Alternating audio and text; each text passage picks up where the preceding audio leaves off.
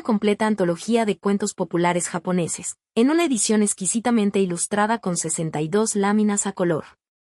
Cuentos tradicionales de Japón reúne una selección de leyendas históricas, narraciones de carácter mitológico y cuentos populares recopilados por Richard G. Smith a lo largo de su estancia en Japón durante la Belle Époque. A través de sus páginas recorreremos el Japón mágico, fantasmas y espectros, reinos submarinos, amores no correspondidos, árboles y ríos habitados por los dioses sintoístas de la naturaleza, cuentos inspirados en el estricto código del honor samurái o relatos nutridos por las enseñanzas budistas y el espíritu zen. Richard Gordon Smith. Cuentos tradicionales de Japón. Título original: Ancient Tales and Folklore of Japan. Richard Gordon Smith, 1908. Traducción: Fernando Álvarez, 2015. Ilustraciones: Monoyuki. Revisión 1.020 de diciembre de 2019. El prefacio. Las historias contenidas en este libro han sido transcritas de los voluminosos diarios ilustrados recopilados por mí durante 20 años de viajes por diversos países. Los últimos 9 los pasé por entero en Japón, mientras recogía especímenes de historia natural para el Museo Británico, pescando y rastreando el mar interior de Japón, algunas veces con éxito, otras sin él, pero contribuyendo al final a su colección con cerca de 50 especímenes nuevos para la ciencia, y de acuerdo a Sir Edwin Ray Lancaster, ampliando enormemente el conocimiento de la etnología japonesa. Tal como se puede suponer, dicha vida me ha puesto en un contacto muy cercano con la gente del común, pescadores, campesinos, sacerdotes, médicos, niños, y otros muchos que me han brindado información. Muchas y muy insólitas son las leyendas y cuentos que me han contado. En este volumen, los editores han preferido una mezcolanza de temas. Así, en estas páginas encontraréis historias sobre montañas, árboles, flores, y lugares históricos, además de leyendas.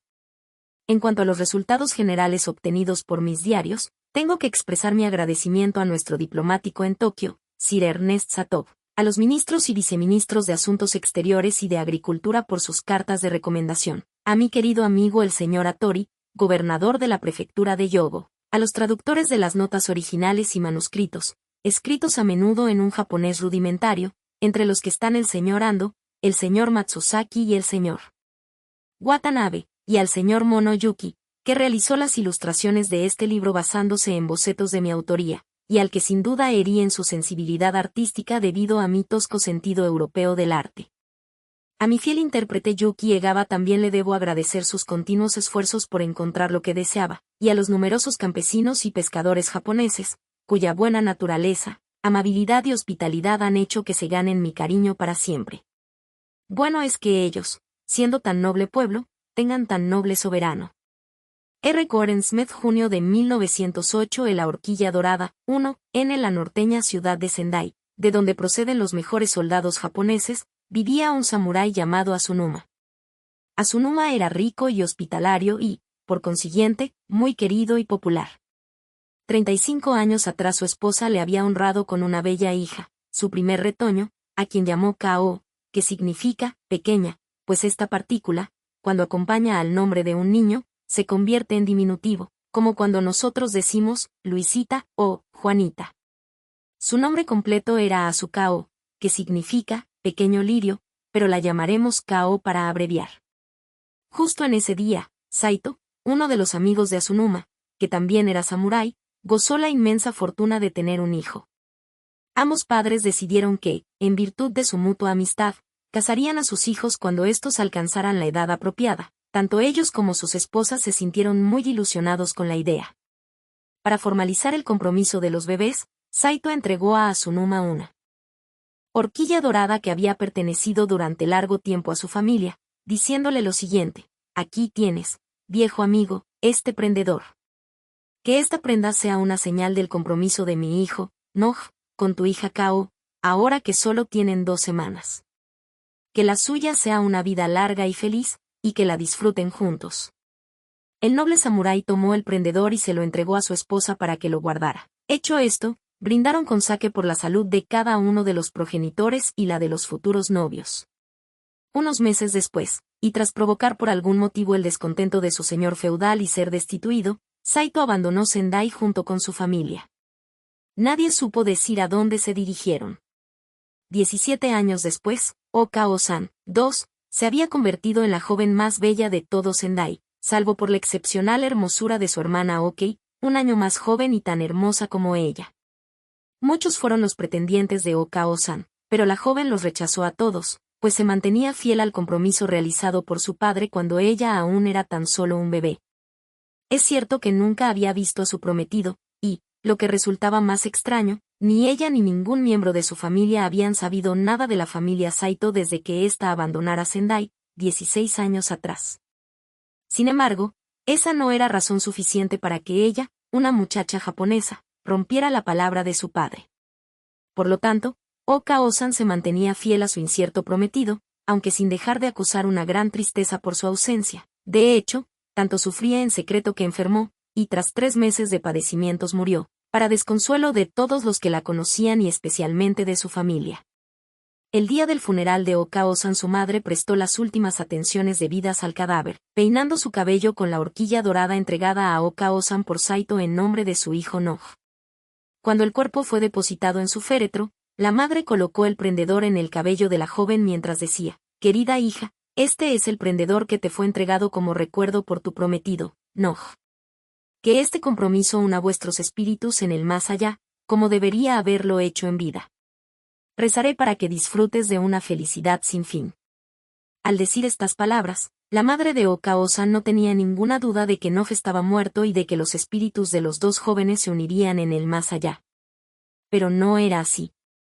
Transcurridos 2 meses de estos sucesos, el mismo Noj, que en esos momentos contaba 18 años, regresó a Sendai y se presentó en casa del viejo amigo de su padre, Asunuma. «¡Qué gran desgracia y amargura!», exclamó este último. «Apenas han transcurrido 2 meses de la muerte de mi hija Okao-san. Si hubieras llegado antes, seguro que ahora seguiría viva. Pero nunca nos enviaste un mensaje, nunca supimos más de tu padre o de tu madre. ¿A dónde fuisteis al abandonar este lugar? Cuéntame toda la historia». «Señor», respondió el afligido Noj, «lo que me habéis contado acerca de la muerte de Okao-san, con la que tenía la esperanza de contraer matrimonio, me rompe el corazón. Yo, al igual que vuestra hija, he permanecido fiel y pensado en ella cada día. Cuando mi padre se llevó a mi familia de Sendai, nos dirigimos a Edo, y tras esto fuimos al norte, a la isla de Yeso, donde mi padre perdió todo su dinero y se arruinó, muriendo en la pobreza. Mi pobre madre no le sobrevivió mucho tiempo. He estado trabajando duramente para tratar de casarme con vuestra hija Kao, pero solo he ganado lo suficiente para pagar mi viaje de vuelta a Sendai. Sentí que era mi deber venir a contaros la desgracia de mi familia».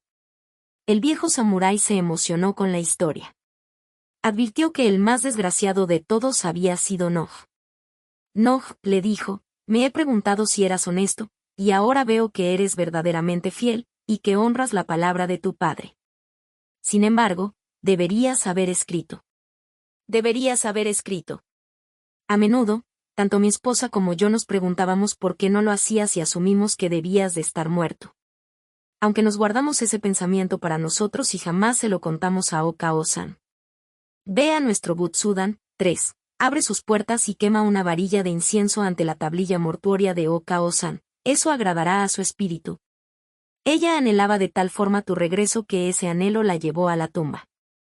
A su espíritu le regocijará saber que has vuelto por ella». Noj hizo todo tal y como se le reclamó.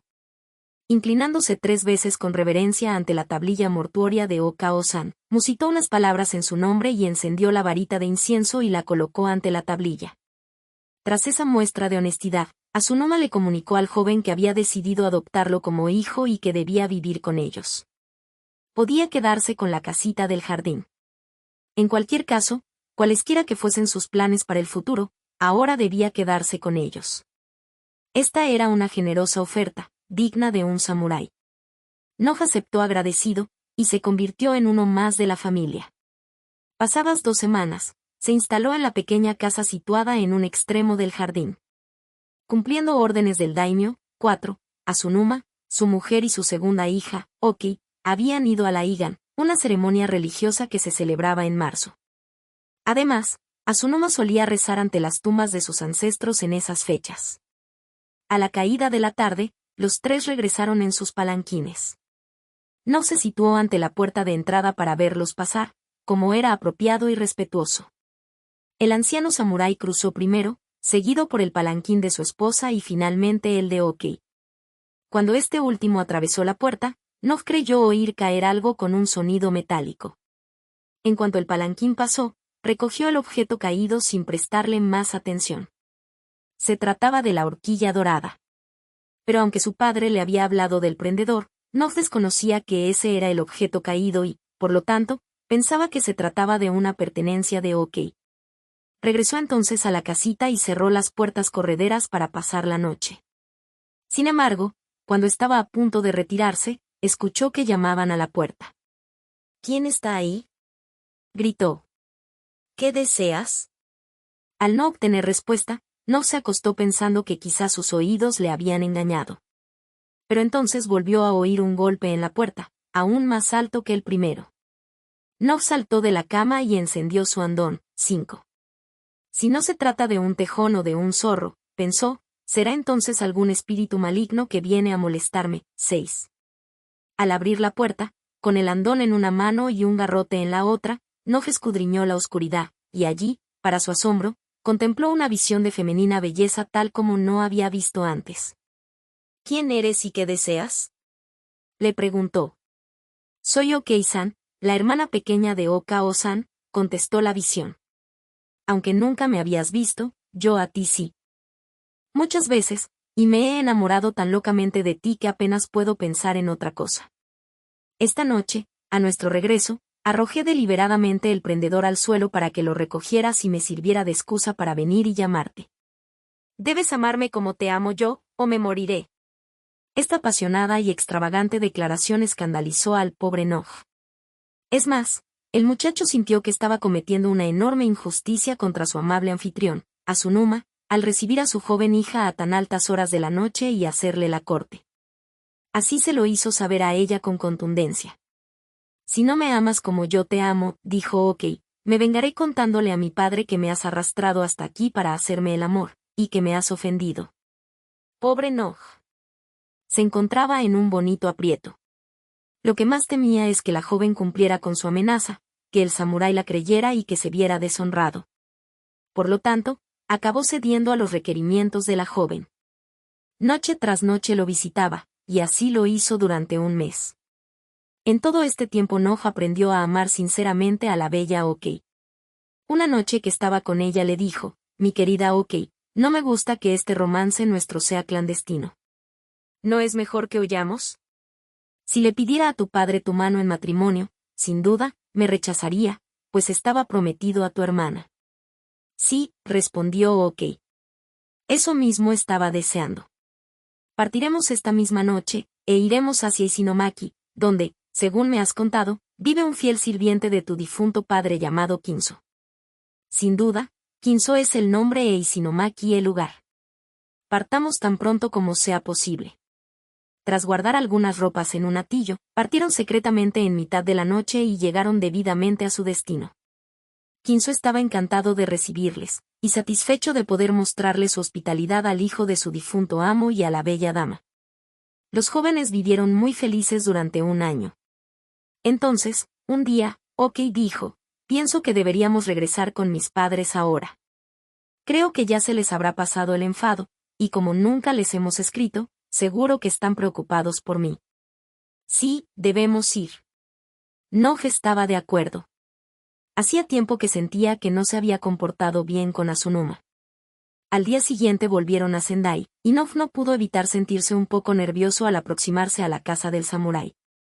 Se detuvieron en el portón de entrada, y Okey le dijo a Noh, creo que será mejor que vayas y veas a mi padre y a mi madre primero. Si se enfadan mucho, muéstrales esta horquilla dorada. Noh se plantó valientemente en la puerta y solicitó una entrevista con el samurái. Antes de que el sirviente tuviera tiempo de regresar, Noh escuchó al anciano gritar, Noh.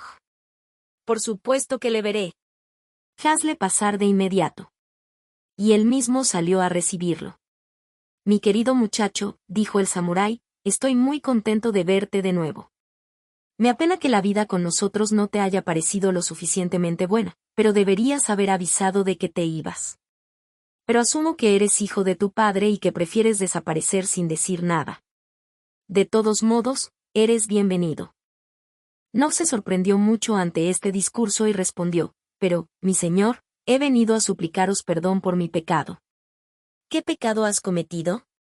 Preguntó el samurái con gran sorpresa, irguiéndose solemnemente. Nob le puso al corriente de su aventura amorosa con Oki. Le informó de todo de principio a fin, y mientras lo hacía, el samurái mostraba signos de impaciencia. No te burles de mí, muchacho. Mi hija Oki no es una diana para tus bromas y mentiras. Durante un año ha estado aparentemente muerta, tan enferma que apenas podíamos alimentarla. En todo este tiempo no ha dicho una palabra, ni ha mostrado signo alguno de vida. Os digo que ni estoy bromeando, ni estoy mintiendo, afirmó Nob. No tenéis más que enviar a alguien afuera y encontrará a Oki en el palanquín en el que la he dejado. Un sirviente fue despachado al momento a comprobar sus palabras y regresó declarando que no había palanquín alguno, ni nadie esperando en la puerta. Nob, al ver que el samurái comenzaba a enfadarse, sacó el prendedor dorado de sus ropajes y exclamó, mirad. Si dudáis de mis palabras y pensáis que estoy mintiendo, aquí está la horquilla que Oki me dijo que os mostrara. Big Curricita, 7. Exclamó la madre de Oki. ¿Cómo ha llegado este prendedor a tus manos? Yo misma lo deposité en el féretro de Okao-san justo antes de que se cerrara. El samurái y Nob se miraron el uno al otro, y la madre a ambos. Nadie sabía qué pensar, qué hacer o qué decir. Imaginaos la sorpresa general cuando la enferma Oki abandonó su lecho y entró en la habitación como si nunca hubiera estado enferma. Era la viva imagen de la salud y la belleza. ¿Cómo es esto? Preguntó el samurái, casi gritando. ¿Cómo es que sales de tu lecho vestida, peinada y arreglada, con ese aspecto de no haber estado nunca enferma?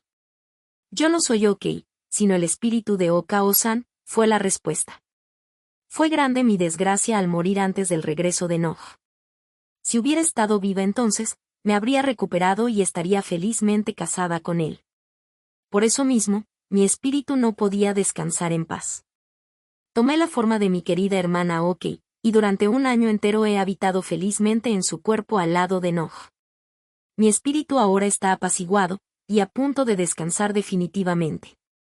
Aunque hay una condición, Nob, que debo pedirte, dijo la muchacha mientras se volvía hacia él. Debes casarte con mi hermana Oki. Si haces eso, mi espíritu podrá descansar completamente en paz, y entonces Oki se recuperará. ¿Me prometes que te casarás con Oki? El anciano samurái, su esposa y Nob estaban muy sorprendidos ante este hecho. El aspecto de la joven era el de Oki, pero la voz y los gestos eran los de Okao-san. Además estaba la horquilla dorada como prueba adicional. La madre lo sabía bien. Ella la había prendido del cabello de su hija muerta justo antes de que el féretro fuese cerrado. Nadie la podía contradecir en ese asunto. Pero, dijo el samurái finalmente, Okao-san lleva muerta y enterrada más de un año. Que te nos aparezcas ahora nos llena a todos de desconcierto. ¿Por qué nos perturbas de esta manera? Ya os lo he explicado, respondió ella. Mi espíritu no podía descansar hasta que conviviera con Nob, pues sabía de su fidelidad. Eso se ha cumplido, y mi espíritu está preparado para descansar. Mi único deseo es ver a Nob casado con mi hermana. Asunuma, su esposa y Nob se reunieron a deliberar. Estaban muy dispuestos a casar a Oki y Nob no puso objeción. Una vez acordado el asunto, el espectro de la joven le tendió la mano a Nob diciendo, esta es la última vez que tocarás la mano de Okao-san. Adiós, queridos padres. Adiós a todos. Estoy a punto de dejar este mundo. Entonces se desmayó como si estuviera muerta, y así permaneció durante media hora, mientras, los otros, superados por los extraños acontecimientos que acababan de ver y oír, se sentaron a su alrededor sin musitar apenas una palabra. Al cabo de esa media hora la joven volvió a la vida e, irguiéndose, exclamó, queridos padres, no temáis más por mí. Me encuentro perfectamente de nuevo, pero desconozco cómo he llegado hasta aquí desde mi lecho, completamente vestida, o cómo es que me encuentro tan bien. Se le formularon un gran número de preguntas a Oki, pero era bastante evidente que nada sabía de lo ocurrido, ni del espíritu de Okaogo-san, ni de la horquilla dorada. Una semana más tarde, Oki y No se casaron, y la horquilla dorada fue donada a un templo en Shiogama, al que hasta hace bien poco, la gente solía ir a rezar. El espíritu del sauce hay cerca de 1000 años, 744 según los datos históricos, fue fundado el templo de Sanjota Sangen-de. Esto ocurrió en el año 1132. Sanjota Sangen-de significa Sala de los 33 espacios, y se dice que actualmente en el templo se pueden encontrar cerca de 333 imágenes de la diosa Kannon, la diosa de la misericordia. Antes de la construcción del templo, en una aldea cercana se erigía un sauce de un prodigioso tamaño. En este árbol solían jugar todos los niños del pueblo, que trepaban y se columpiaban en sus ramas. Proporcionaba sombra a los ancianos en el calor del verano, y al atardecer, cuando el trabajo estaba hecho, muchos eran los muchachos y muchachas que se juraban amor eterno bajo sus ramas. El árbol parecía ejercer una influencia benigna en todo el mundo. Incluso el agotado viajero podía descansar tranquilo y seco bajo sus ramas. Pero, también en aquellos tiempos el hombre era muchas veces despiadado con los árboles. Un buen día, los lugareños anunciaron su intención de talar el sauce y usar su madera para levantar un puente sobre el río. En el pueblo vivía un joven granjero llamado Eitaro, el lugareño que más amaba aquel árbol, pues había vivido toda su vida cerca de él, al igual que sus antepasados, y se mostraba abiertamente contrario a que se talara. Eitaro consideraba que un árbol así debía ser respetado. ¿Acaso no había desafiado las tormentas durante cientos de años? ¿Y el placer que proporcionaba a los niños en el calor del verano? ¿No procuraba solaz al cansado, y al enamorado un entorno romántico? Todas estas razones esgrimidas por Eitaro acabaron por convencer a los aldeanos. Antes de que acordéis la tala del sauce, les dijo, os daré aquellos árboles de mi propiedad que necesitéis para levantar el puente. Pero deberéis respetar para siempre este entrañable y viejo sauce. Los aldeanos accedieron sin reparos, ya que en su fuero interno sentían también una reverente veneración por el viejo árbol. Eitaro estaba encantado, y rápidamente encontró madera con la que construir el puente. Días más tarde, al volver del trabajo, Eitaro se encontró a una bella muchacha de pie bajo el árbol. Instintivamente, el joven se inclinó ante ella, quien lo imitó, y ambos entablaron una conversación sobre el árbol, sobre su edad y su belleza. Parecían sentirse atraídos por su común compasión. Tras lamentar que la joven tuviera que marcharse, Eitaro se despidió. Esa tarde fue incapaz de centrarse en sus quehaceres diarios. Sus pensamientos no estaban en lo que estaba haciendo. ¿Quién era la dama bajo el sauce? ¿Cuánto desearía verla de nuevo? Eitaro no pudo dormir esa noche. Había sido contagiado por la fiebre del amor. Al día siguiente salió hacia el trabajo temprano, y permaneció allí todo el día, multiplicando su labor para intentar olvidar a la dama del sauce. Sin embargo, en su regreso a casa por la tarde, he aquí que allí estaba la dama de nuevo. Esta vez fue ella la que dio un paso al frente recibiéndolo de la manera más amistosa. «Bienvenido, viejo amigo», le dijo. «Ven y descansa bajo las ramas del árbol que tanto amas, pues debes de estar cansado». Eitaro aceptó la invitación de buena gana, y no solo hizo lo que se le conminaba, sino que además le declaró su amor. Tras esto, la joven misteriosa, a la que nadie había visto antes, siguió encontrándose cada día con Eitaro, hasta que finalmente consintió en casarse con él, con la condición de que no le preguntasen nunca sobre sus familiares o amigos. «No tengo ninguno», le dijo. «Solo puedo prometerte que seré una esposa buena y fiel, y afirmar que te amaré con toda mi alma. Puedes llamarme Igo 8. Así pues, seré tu esposa». Al día siguiente, Eitaro se llevó a Igo a su casa, y se casaron. En menos de un año engendraron un hijo, que se convirtió en su más absorbente alegría. No había momento de su tiempo libre que no lo pasaran jugando con su niño, al que llamaron Chiyod. Sería difícil encontrar en todo Japón una casa más feliz que la de Eitaro, con su buena esposa y su hermoso hijo.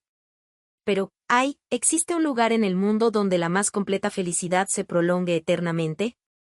Aunque los dioses permitiesen la existencia de un lugar así, las leyes de los hombres no lo harían. Cuando Chiyod hubo cumplido los 5 años, y era el niño más guapo de toda la vecindad, el emperador retirado Toba decidió levantar en Kioto un inmenso templo consagrado a Kannon, al que aportaría 1001 imágenes de la diosa de la misericordia.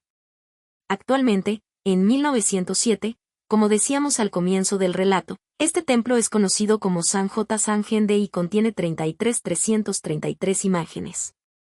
El emperador retirado Toba deseaba alcanzar la fama, y ordenó a las autoridades hacer acopio de madera para la construcción del vasto templo. Los días del viejo sauce estaban contados. Su madera fue requerida, junto a la de muchos otros, para erigir el techo del templo. Eitaro intentó salvar el árbol de nuevo ofreciendo todo lo que tenía a cambio de nada, pero fue en vano, ya que hasta sus vecinos estaban ansiosos por ver su sauce formando parte del templo. Pensaban que les traería suerte, y en cualquier caso, que sería un magnífico regalo para el gran templo. Finalmente el momento fatídico llegó.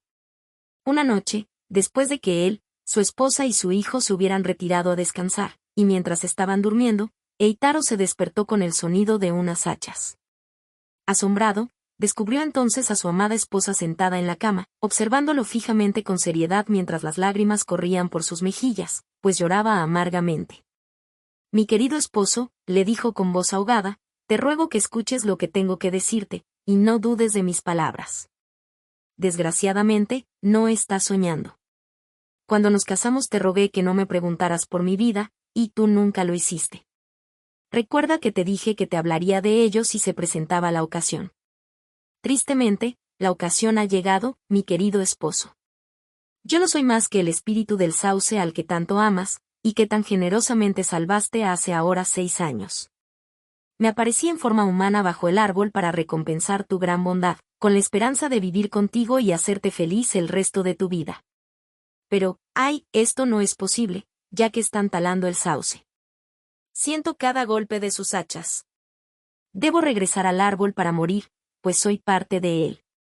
Mi corazón se desgarra al pensar que debo abandonar también a nuestro querido hijo Chillod, que tanto sufrirá al saber que su madre ya no está en este mundo. Consuélale, querido esposo. Es lo bastante mayor y fuerte para vivir contigo sin una madre y aún así no sufrir. Os deseo a ambos larga vida y prosperidad. Adiós, querido, debo llegar hasta el sauce. Escucho sus hachas golpeando cada vez más fuerte, y yo, me siento más débil con cada hachazo que asestan. Eitaro despertó a su hijo justo cuando Igo desaparecía, preguntándose para sus adentros si no se había tratado de un sueño. Chillod, al despertarse, estiró los brazos hacia donde su madre había desaparecido, llorando amargamente e implorándole que volviera. Mi querido hijo, dijo Eitaro, ella se ha ido y no puede volver. Ven, vistámonos, y vayamos a ver su funeral. Tu madre era el espíritu del gran sauce. Un poco más tarde, al despuntar el alba, Eitaro tomó a Chillod de la mano y lo llevó hasta el árbol. Al llegar allí, lo encontraron derribado y con sus ramas podadas. Podéis imaginaros los sentimientos de Eitaro. Pero algo muy extraño estaba ocurriendo. A pesar de su esfuerzo conjunto, aquellos hombres eran incapaces de desplazar el tronco ni una sola pulgada hacia el río, donde habían de transportarlo flotando hasta Kioto. Al ver esto, Eitaro se dirigió a los hombres. Amigos míos, les dijo, el tronco muerto del árbol que estáis intentando mover contiene el espíritu de mi esposa. Quizás si permitierais a mi hijo Chillod ayudaros, sería más fácil para vosotros, y a él le gustaría presentar sus últimos respetos a su madre. Los leñadores aceptaron la propuesta. Para su asombro, en cuanto Chillod se acercó al tronco y lo empujó con su delicada mano, la madera se deslizó suavemente hacia el río. Su padre cantaba una uta, 9. Existe una conocida canción o balada en estilo uta que se cree que tiene su origen en esta historia. Actualmente la cantan los hombres que levantan pesadas cargas o realizan labores duras. Musa Narukana Motoba Kumanono y Anahino Tsuyu de Sodate Agetaru kono Midorigo wa Yoi tonal, 10. En Bakanoura los obreros cantan una canción de trabajo, la cual también se cree que surge de esta historia. La Yanaji no se. Bakano Urani wa Meisoga Gozaru Ichinigongen Ninita Matsushima Sani Sagari Matsusini Shiogama Yoi Tona, 11. Una tercera uta nace de esta historia, y se suele cantar cuando los niños pequeños ayudan. El carro no se podía mover cuando pasó enfrente de la casa de Eitaro, así que el pequeño Chillod fue obligado a ayudar, y todos cantaban. Musa Narukana Motoba Kumanono Yanajino Tsuyu de Sodate Ajetaru Konomidorigo Guayoy, Joy Tona, 12. El fantasma del Pozo de las Violetas, 13. En la agreste provincia de Yamato, próxima a sus límites, existe una bella montaña conocida como Yoshino-yama. No solo es famosa por la abundancia de flores de cerezo en primavera, sino que también es célebre por las sangrientas batallas que allí se entablaron.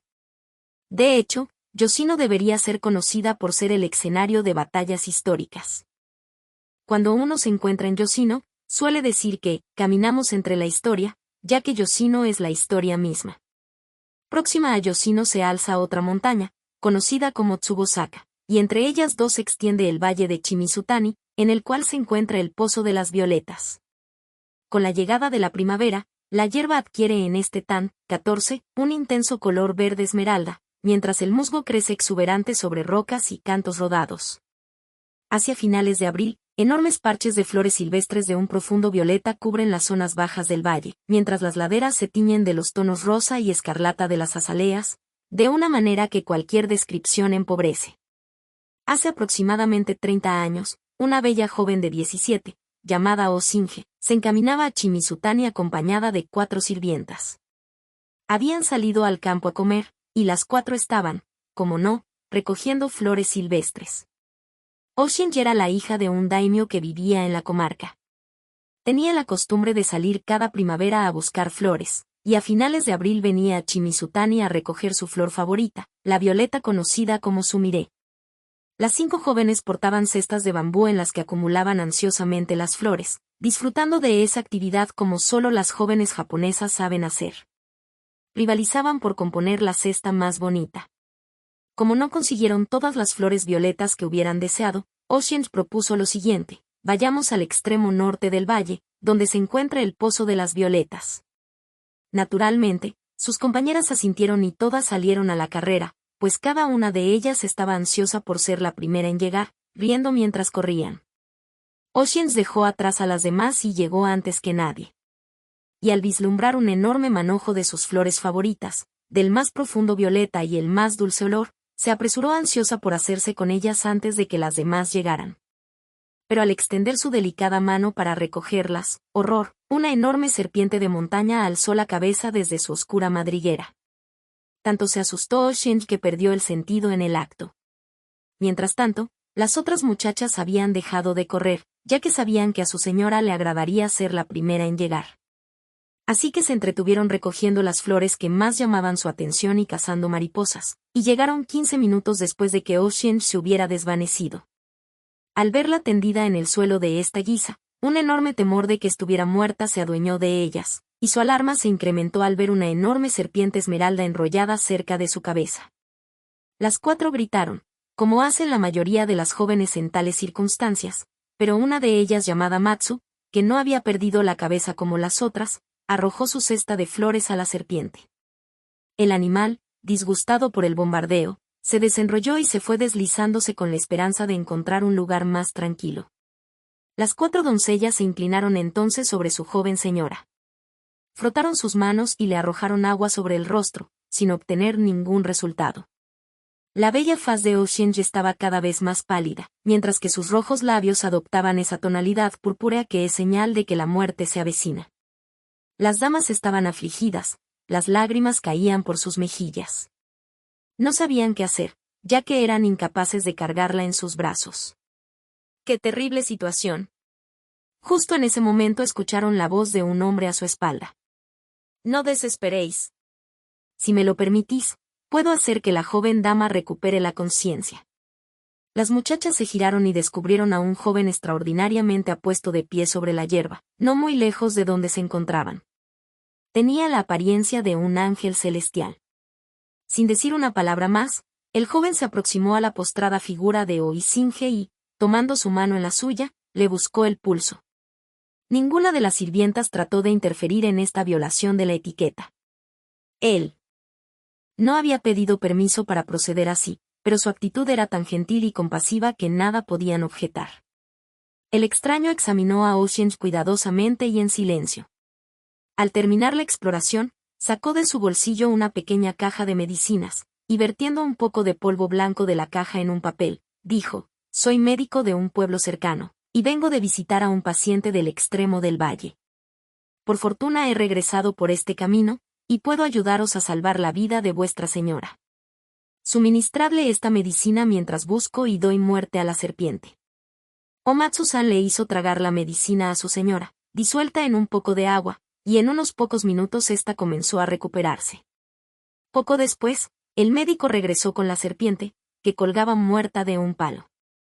«¿Es esta la serpiente que visteis tumbada al lado de vuestra joven ama?», les preguntó. «Sí, sí», gritaron. «Es esa horrible criatura».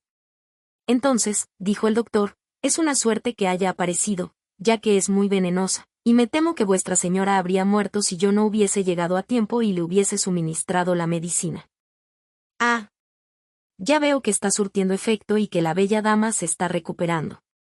Al escuchar la voz del joven, Oshin se incorporó y dijo: «Mi señor, ¿podría preguntar a quién le debo el haberme devuelto la vida?».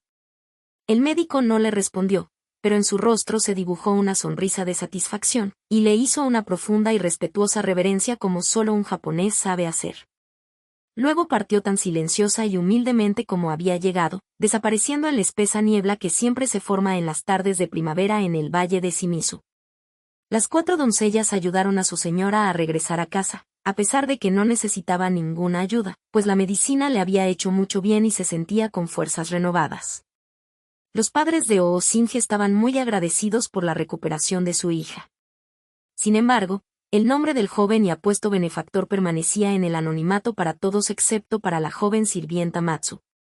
Durante los 4 días siguientes, Oshin se encontró bastante bien, pero al llegar el quinto, por alguna extraña razón, se quedó en la cama aduciendo que se encontraba indispuesta. Apenas dormía y no deseaba hablar con nadie, pues únicamente quería pensar, pensar y pensar. Ni su padre ni su madre podían dictaminar qué clase de enfermedad la afligía, ya que no tenía indicios de fiebre. Hicieron llamar a un gran número de médicos, pero ninguno de ellos supo decir qué le ocurría a la joven. Simplemente observaron que cada día que pasaba, su salud se debilitaba más y más. Asano Senbei, el padre de Oo-Shinge, tenía el corazón roto, lo mismo que su esposa. Lo habían intentado todo, hasta lo más mínimo, para curar a la pobre Oo-Shinge, pero no habían hallado remedio. Un día Matsu solicitó una audiencia con Asano Senbei, quien, por otra parte, era el jefe del clan familiar, un daimyo y un noble importante. Senbei no tenía por costumbre escuchar la opinión de sus sirvientes, pero sabiendo que Matsu era muy leal a su hija y que la quería tanto como él, consintió en escucharla. Así que Matsu fue llevada a su presencia. «Oh, señor», dijo la sirvienta, «si me permitieseis buscar un médico para vuestra hija, os prometo que encontraré al único capaz de curarla». «¿En qué lugar de la tierra podrías encontrar a un médico así? ¿Acaso no hemos traído a los mejores médicos de la provincia, e incluso a algunos de la capital? ¿Dónde lo buscarías?». «Mi señor», respondió Matsu, «mi señora Oo-Shinge no está sufriendo ninguna enfermedad que pueda curarse con medicinas, ni aunque se las suministrasen por litros. En estos casos, los doctores son inútiles. Sin embargo, conozco uno que podría curarla. La aflicción que sufre mi señora es del corazón. Es por amor que sufre mi señora. Sufre así desde el día en que este joven salvó su vida tras la mordedura de una serpiente». Entonces Matsu relató los detalles de su aventura durante la excursión, pues Oshin ya había pedido a sus criadas que guardaran silencio, temiendo que no se les permitiera volver al Valle del Pozo de las Violetas de nuevo. «¿Cómo se llama ese médico?», preguntó Asano Senbei. «¿Y quién es?». «Señor», respondió Matsu, «es el doctor Yoshizawa, un joven muy guapo, con los modales más exquisitos, pero es de baja cuna, ya que se trata de un ETA, 15. Por favor, mi señor, pensad en el doliente corazón de mi joven señora, lleno de amor por el hombre que salvó su vida, y no os preocupéis, pues es un joven muy agraciado y tiene los modales de un orgulloso samurái. La única cura para su hija, señor, es que le permitáis casarse con su amor». La madre de Oshin se sintió terriblemente afligida al oír todo esto. Ella conocía bien, quizás por experiencia, la enfermedad que causa el amor. Lloró, y le dijo a Senbei: «Me encuentro tan apenada como vos, mi señor, por el terrible infortunio que nos atañe, pero no puedo ver a mi hija morirse. Permítenos comunicarle que realizaremos pesquisas sobre el hombre al que ama, para ver si podemos hacer de él nuestro yerno. En cualquier caso, es costumbre hacer indagaciones, que habrán de prolongarse durante varios días, y en ese tiempo nuestra hija podría recobrarse lo suficiente como para ser capaz de aceptar que no podemos consentir a su amor como nuestro yerno. Senbei estuvo de acuerdo, y Matsu prometió no contar nada de la entrevista a su señora. La madre de Oh Shinge habló con su hija y le comunicó que, aunque su padre no había consentido aún el matrimonio, había prometido hacer indagaciones sobre Yoshizawa. Al oír esta noticia, Oh Shinge volvió a comer y recuperó muchas de sus fuerzas. 10 días después, y en compañía de su madre, fue llamada a la presencia de su padre. Mi dulce hija, dijo Senbei, he realizado cuidadosas averiguaciones sobre tu amado, el doctor Yoshizawa. Me duele mucho decirte que yo, tu padre y cabeza de nuestra familia, no puedo consentir tu matrimonio con alguien de tan baja estirpe como Yoshizawa, quien, a pesar de su bondad, ha salido de entre los Z. No quiero oír más sobre este asunto. Un compromiso así es imposible para la familia Asano. Nadie se atrevió a decir nada más. En Japón, el cabeza de familia tiene la última palabra. La pobre Oh Shinge hizo una reverencia a su padre y regresó a sus aposentos, donde lloró amargamente. Matsu, la fiel sirvienta, lo intentó todo para consolarla. A la mañana siguiente, para el asombro de toda la casa, nadie fue capaz de encontrar a Oh Shinge. Se la buscó por todos los lados, incluso el doctor Yoshizawa participó en la búsqueda. Al tercer día de su desaparición, uno de los que la buscaban miró en el pozo de las violetas y descubrió el cuerpo de la pobre Oh Shinge flotando en el agua. 2 días más tarde fue enterrada, y ese mismo día Yoshizawa se arrojó también al pozo. La gente cree que incluso hoy, en las húmedas noches de tormenta, es posible ver al fantasma de Oh Shinge flotando sobre el pozo, mientras que algunos juran haber oído a un joven llorando en el valle de Chimizutani. La historia sobrenatural de la tumba de la flauta, 16. Mucho tiempo, en una pequeña y apartada aldea llamada Komedamura, aproximadamente 8 millas al sureste de la ciudad de Sakai, en la provincia de Izumo, fue erigida una tumba, conocida como Fuesuka o la tumba de la flauta, que hasta el día de hoy congrega a muchas personas que se acercan a ella a rezar, llevando flores y varillas de incienso, que son depositadas como ofrenda al espíritu del hombre que se encuentra allí enterrado. Todos los años, la gente se congrega allí. Y no hay estación en la que no se reúnan. La tumba Fuesuka está situada en un gran estanque llamado Komeda, de 5 millas de diámetro, y todos los lugares que lo rodean son llamados así, y de él toma su nombre la aldea de Komeda. ¿A quién pertenece esa tumba para que atraiga tantas simpatías? La tumba en sí misma es un simple pilar de piedra de escaso valor artístico. Ni siquiera está situada en un enclave interesante. Hasta llegar a las montañas de Kyushu, todo es plano y feo. Voy a tratar de contaros la historia del que yace en esa tumba. Hace 70 u 80 años, vivía cerca del estanque, en la aldea de Komedamura, un ama, 17, llamado Yoichi. Yoichi era muy popular entre los lugareños, pues además de honesto y amable, era un maestro en el arte del masaje, tratamiento indispensable para cualquier japonés. Sería muy difícil, de hecho, encontrar un pueblo que no cuente con su propio ama. Yoichi era ciego, y como todos los hombres de su profesión, portaba una vara de hierro y una flauta o juezucar. El bastón lo guiaba en su camino y la flauta le servía para advertir que estaba libre para trabajar. Tan buena ama era que siempre estaba ocupado y, por consiguiente, además de una buena cantidad de dinero, tenía una pequeña casita de su propiedad y un criado que le cocinaba. A un corto trecho de la casa de Yoichi había una pequeña casa de té, enclavada en la orilla del estanque. La tarde de un 5 de abril, en la estación de las flores del cerezo, cuando ya oscurecía, Yoichi regresaba a su hogar tras haber trabajado durante todo el día. Su camino lo llevaba cerca del estanque. Al llegar allí escuchó los sollozos de una joven que lloraba con tono lastimero. Yoichi se detuvo a escuchar durante un breve instante, y por lo que pudo oír dedujo que la muchacha estaba a punto de suicidarse arrojándose al agua.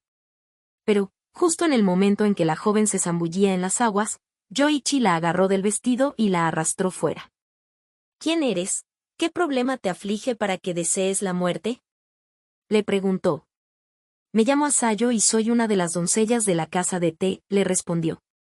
Me has visto antes, me conoces bien. Has de saber que no puedo vivir con la miseria que me pagan.